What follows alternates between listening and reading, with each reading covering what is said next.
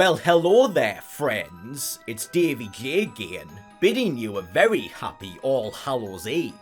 And on this night, where the spirits of the dead and immortal serial killers walk the earth once more, I felt it was only appropriate to choose a fitting title to mark the occasion. But with the PS1 library containing so many classic horror titles, it was a bit difficult to decide which one to take a look at. I was initially gonna go with Resident Evil, but oh man, get away from us, you fucking piece of shit!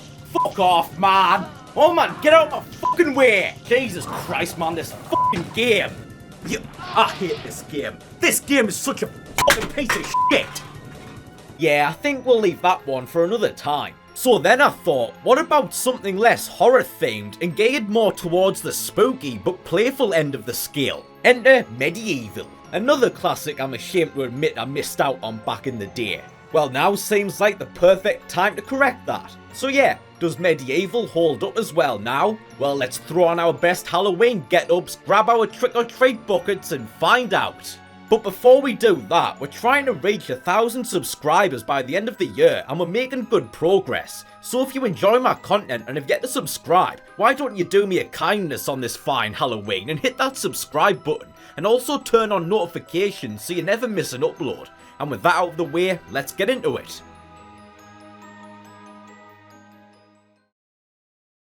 So Medievil was developed by SCE Studio Cambridge and published by Sony Computer Entertainment in 1998, and as such was only on PS1. Yeah, you thought Nintendo was the only publisher who holds onto their IPs like their balls? Oh no, Sony can be just as ruthless when it comes to protecting their property. I mean, they probably wouldn't want to sue some parent for naming their kid Astrobot. Probably. But that doesn't mean they're no slouch when it comes to holding onto their shit. But anyway, we get started and are first treated to an opening text crawl to explain the world and story. Basically, the game's set in the kingdom of... insert random fantasy sounding name here. Oh, Galloway, that's a good name. Where there was a nasty pasty called... insert evil sounding name here. Oh, Zarok. Who was, quote, an arrogant and pitiless man who hated his fellow citizens for their simple and peaceful ways. Reminds me of me. And so raised an army of demons to take over the realm for himself. Why didn't I think of that?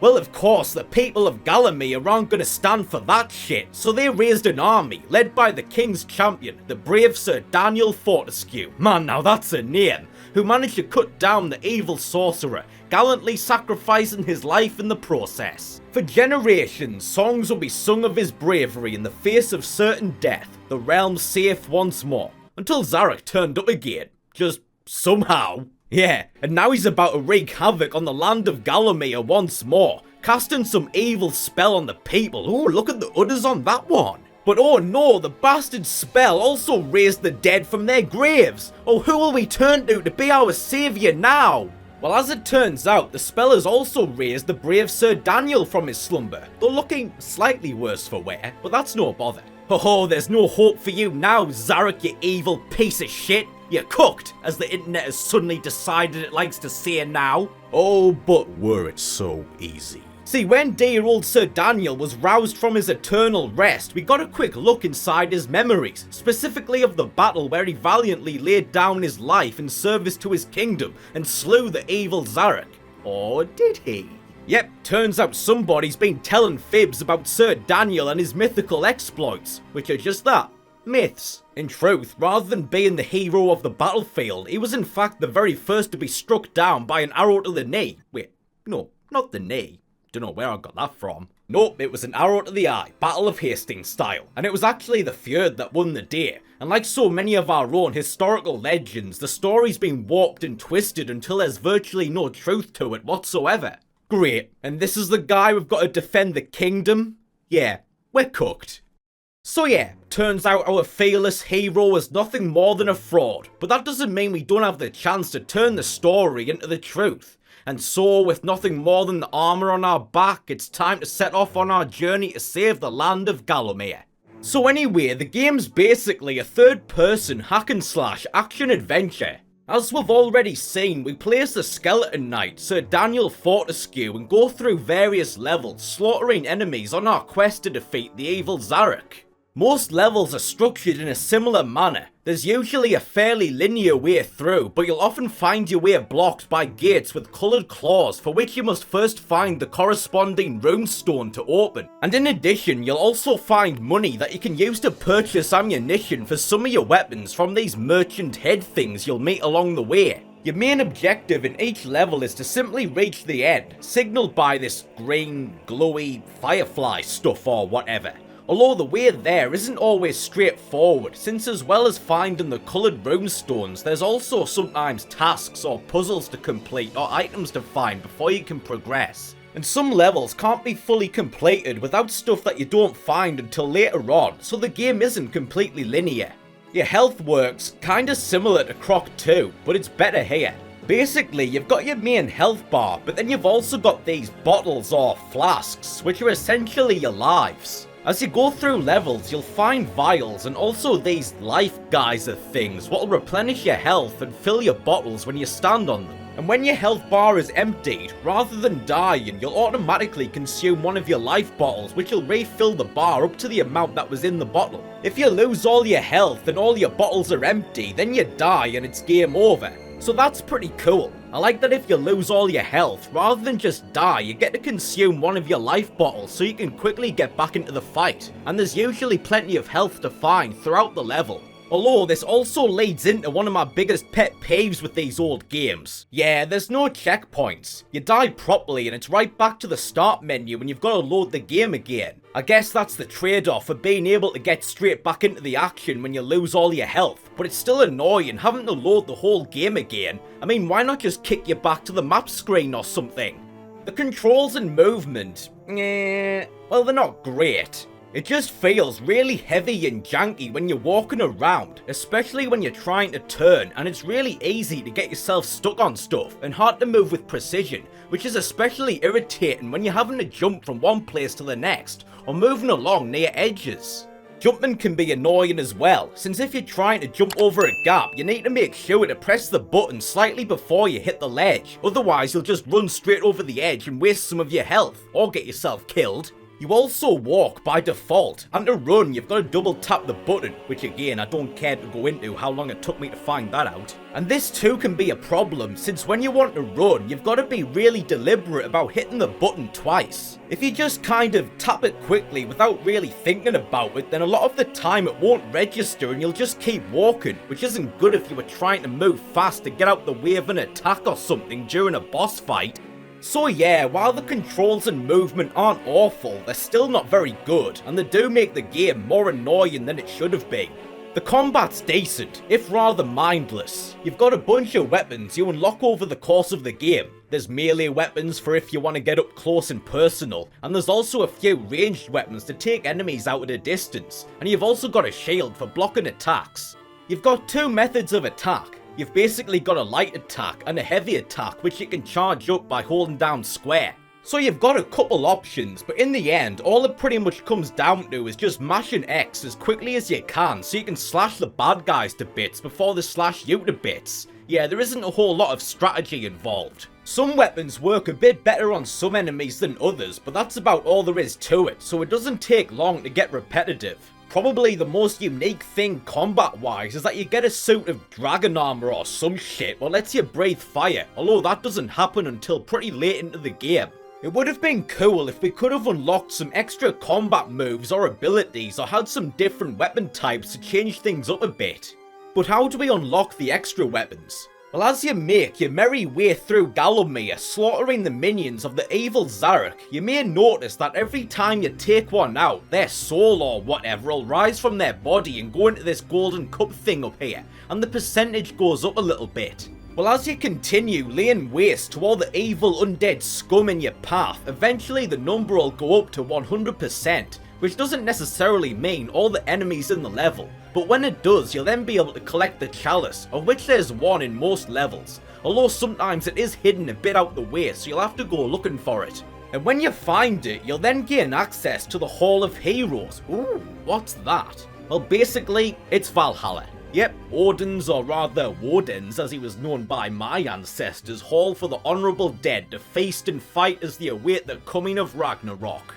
You'll be brought here each time you complete a level, having collected the chalice, where you'll be able to meet up with some of your old pals from back in the day, who will then bestow upon you their prized weapons to aid in your quest, in addition to various other goodies like money and life bottles. As you collect more chalices, more of the hall will open up for you. Kinda reminds me a bit of the round table hold from Elden Ring, now that I think about it. Oh, and once you've defeated enough enemies, remember to actually go back and collect the chalice before you exit the level, because if you don't, then you've got to do the whole thing again. And you've also got to be careful in some levels, since they have people who are quote-unquote good souls, and if they get killed, it'll lower your chalice percentage or whatever, and make it harder or even impossible for you to get 100%. So yeah, check your fire, or your slashing as it were. But probably the thing I dislike most about this game is the camera. It's kind of like an isometric view. Well, not really, it's third person, but it's not like over the shoulder third person, it's kinda zoomed out for the most part, which is fine when you're going around in wide open spaces, but not so much in narrow areas where there's less room to move around. Now you can rotate the camera with L and R2 so you can get a better view of what you're doing and what's going on, but the problem is it only works about half the time, and I mean literally half the time, maybe even less. Seriously, if you're going through an area that I guess is just too narrow, if you press one of the buttons, the game's literally just like, camera says no, even in places where it seems like it should be able to move, like where it's actually got space. It's to the point where you almost start to wonder why they even bothered to give you the ability to move the camera in the first place. Now you may not think that it's such a huge issue, but like the clunky movement, it does make the game a lot more of a pain in the arse than it should have been, since there were loads of times that were made way harder simply because I couldn't move the camera to get a better look at what I was doing. Like when I was trying to jump from one place to the next, and I would end up misjudging it and dying just because I couldn't properly see where I was jumping. So as you continue, even though the gameplay itself isn't all that original, nor does it evolve all that much, you'll find that each level does have some unique element to it which helps keep the game from becoming super repetitive, even if some of them make you want to tear your own eyes out and use them as fucking ping pong balls. Like the bit in the asylum grounds or whatever, where you've got to flip all the things round so they're smiling at the clown bush. There's a sentence I never thought I'd hear myself say. But they keep flipping back round too fast for you to get them all, and they move at different times, so you've got to figure out the best order to hit them in. And then you've got the clunky movement fucking you up, and it got to the point where I wanted nothing more than to put my fist through the screen. And then you get into the asylum itself, and it's just a gauntlet where you've got to fight your way through waves of enemies. Which doesn't sound like it should be too bad, but then they'll start coming at you from multiple directions, and it's really easy to get overwhelmed. And then you've got fucking cannons and shit firing at you, so you can't even stand still for 2 fucking seconds. I hated this fucking bit. There's also a few boss fights dotted throughout the game, most of which are fairly simple. They mostly just follow the standard pattern. You just avoid their attacks and wait for them to expose their weak point and then just hit them all over, rinse and repeat. But there are a couple others with a bit more to them, like the dragon in the cave. Yeah, he was a real pain in the arse. Basically, you can't hurt him with your regular weapons and shit, and instead have to wait for the bastard to stick his head out of the holes in the wall to roast you, and then hit the ground with your charged up magic Mjolnir hammer to make bits of the ceiling fall on him. But you've got to be standing in the right place, so the ceiling will fall in the right place so it doesn't miss, and he doesn't stay out very long, so you don't have a lot of time, especially with you also having to dodge all his fire and shit. So yeah, he was an annoying fuck. Another slightly annoying thing is that once you enter a level, there's no way to quickly exit and get back to the level select screen.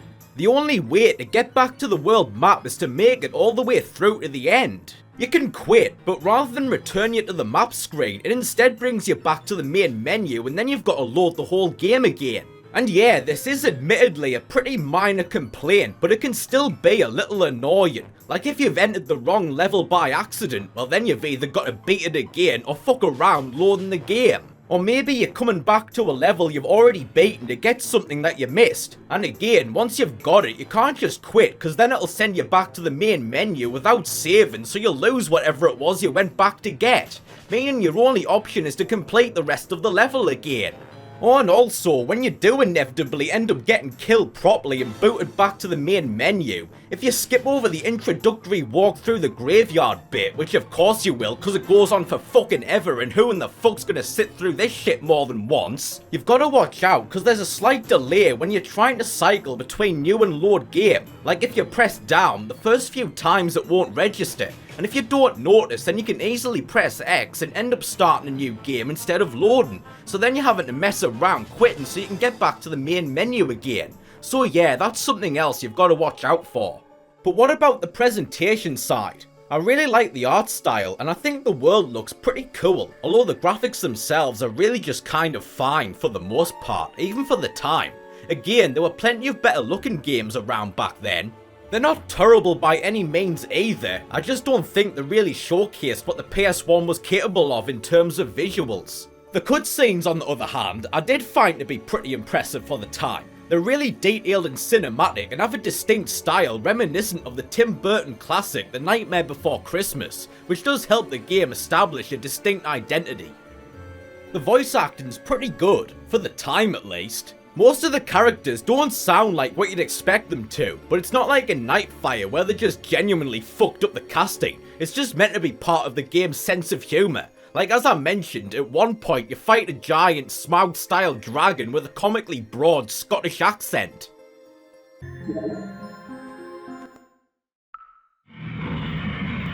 Who dares to enter my lair and wake me from my slumber? Aha! Prepare yourself, little man. I shall roast the flesh from your bones. I see. So yeah, the voice acting just adds more to the game's charm and playful nature, which I like. I also like that since Daniel is missing his lower jaw, he's only capable of speaking in this kind of low growl, but you can still sort of understand what he's saying. It's just another funny little touch. The soundtrack's decent enough, if a little standard for the most part. It's what you'd expect from this sort of game, just kind of spooky and whimsical sounding. It does the job and contributes to the overall atmosphere, but it's not particularly memorable. Anyway, you just continue on your quest until you end up at the castle of the former king, which you then destroy to keep Zarek's army of shadow demons from invading the land, and then you get saved by a giant turkey, because, okay, which then drops us off on this random flying pirate ship, because again, okay. So now we're aboard the Black Pearl it seems, and while up to this point the game could be a bit challenging and frustrating, but wasn't too bad, here it turns into a repugnant piece of shit. Why? Well again, it pretty much comes down to the movement and camera. But while before, when you were just going around hacking and slashing, yeah, they could be irritating, but still manageable. Here they become an absolute nightmare since the game just suddenly decides it wants to be a platformer now. So you've got to make it across this pirate ship, fighting your way through the skeleton crew. Get it? Skeleton crew? You know, cause they're skeletons, so they're literally a skeleton crew?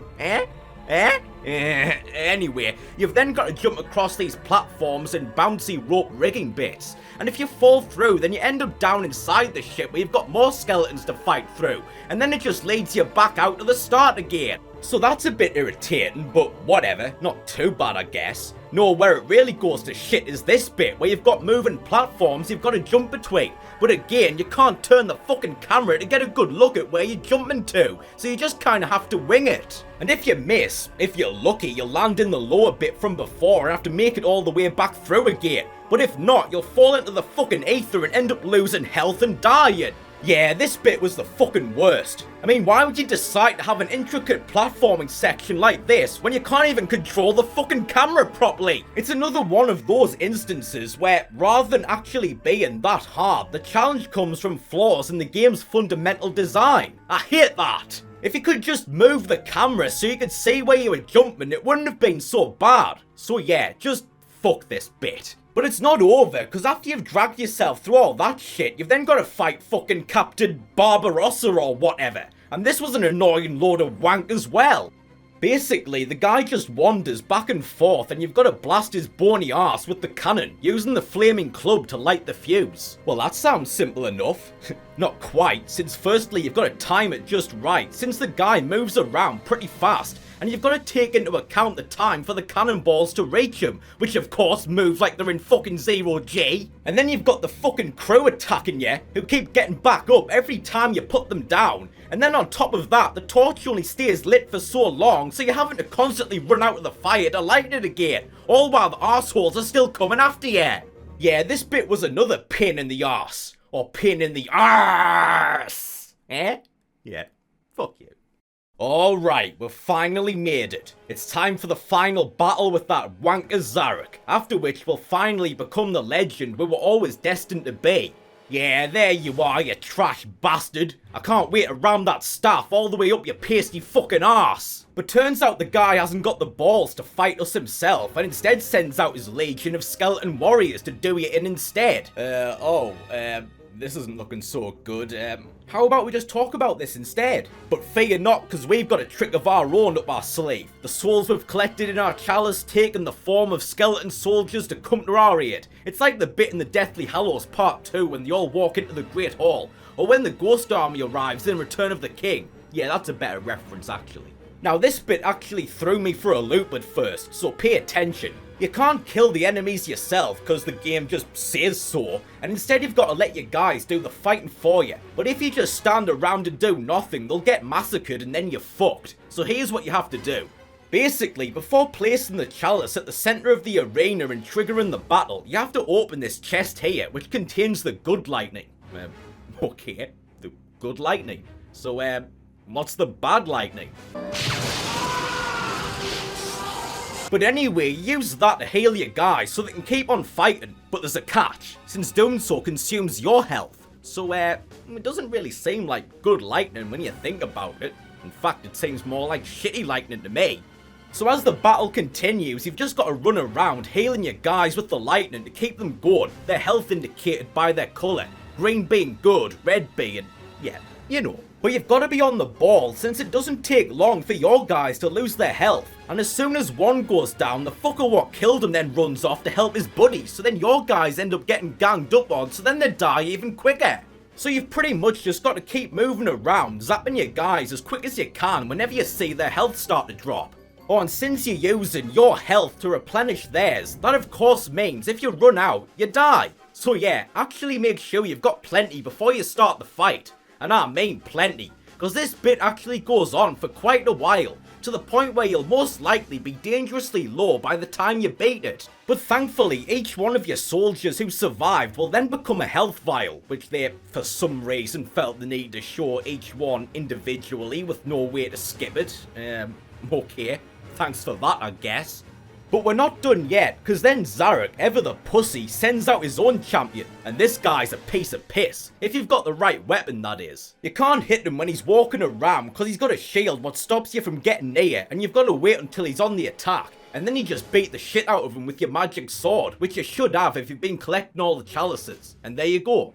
And with no other options remaining, the Dark Lord is finally left with no choice but to take us on himself, after this thoroughly side-splitting bit where he turns himself into this giant giraffe stick insect thing, and this bit's mostly just as simple as before, although it can be a bit tricky. Same as most of the other bosses, you've just got to stay away from him when he's attacking and then beat the shit out of him when he pauses. The problem is, 1, if you're going for melee, you've got to be careful not to get too close to him since he can hurt just by touching you, and he does a fair bit of damage with every hit. And secondly, once again, the camera makes it a lot harder than it has to be since the guy moves around pretty quickly. And like I said, half the time you can't even move the camera, and when you can, it's not much better since it doesn't move all that fast. So it's hard to keep the fucker on screen so you can see what he's up to.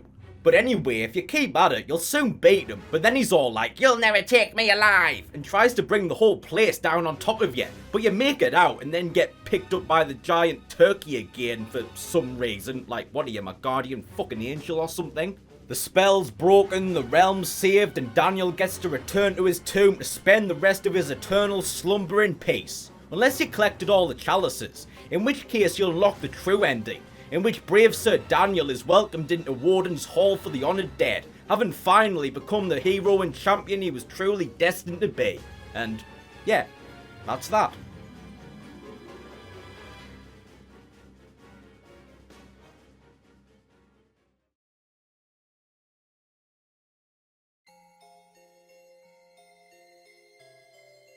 So that was Medievil on PS1, and in conclusion, yeah, it holds up pretty well if I do say so myself. Better than the last couple pieces of shit I looked at least. Yeah, it's got a few problems that drag it down quite a bit, like the movement and camera, and make it way more of a ball ache than it should have been, but it wasn't enough to ruin the whole experience for me.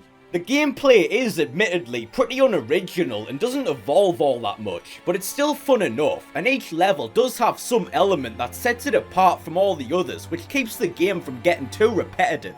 It does have a lot of charm, which is probably the biggest reason why it's so well remembered. I like the world and atmosphere and its playful sense of humour, which is probably the game's biggest strength since it helps give it a unique identity. So yeah, if you've never played it, I'd say give it a go. You will probably find it a bit irritating, but you should have a good time. Or you can just try the remake what came out in 2019. Although from what I hear, even though they updated the visuals, they didn't do much about the clunky and outdated gameplay. So yeah, might as well just stick with the original if you ask me. And yeah, there you go.